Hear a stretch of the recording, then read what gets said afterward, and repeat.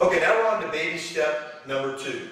That's the proper diet. That's going to be 90% of your results are going to come from what you eat, because what you eat determines whether your blood sugar goes up or doesn't go up, whether your insulin goes up or doesn't go up, and whether your leptin goes up or doesn't go up. So what is the diet that I recommend? Well, it is a low carbohydrate, because carbohydrates are what turn to sugar. All carbohydrates are two things. They're either fiber or non-fiber. Now, fiber is good because it doesn't turn to sugar, but all non-fiber carbohydrates turn to sugar. So we want to keep them low. What does low mean? Well, low means 30 grams maximum per day for a type 1. That's as recommended by Dr. Richard K. Bernstein. To give you an idea what that is, half an avocado is 6 grams. I start off with around 6 to 8 grams of carbohydrates in the morning. Any other meal that I eat might be 12 to 15, and that's it. But as a type 2, we can maybe take you up to 50 grams of protein.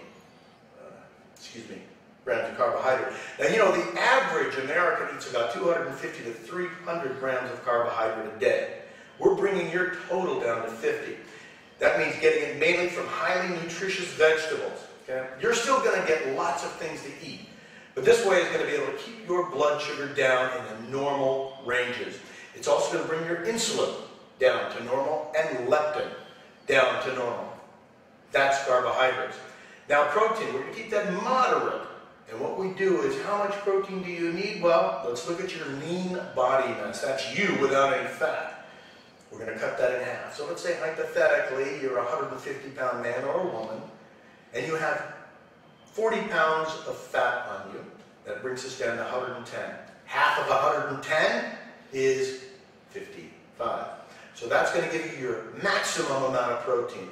Why keep it so low? Because too much protein is just as damaging as too much sugar. Excess protein over what you need can be converted to sugar through a process called gluconeogenesis. That's not good.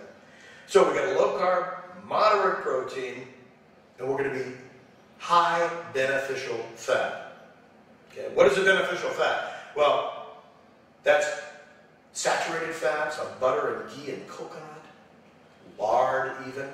Doesn't raise your blood sugar, doesn't raise your insulin, doesn't raise your leptin. I know it sounds crazy, but just believe me, just go with me on this.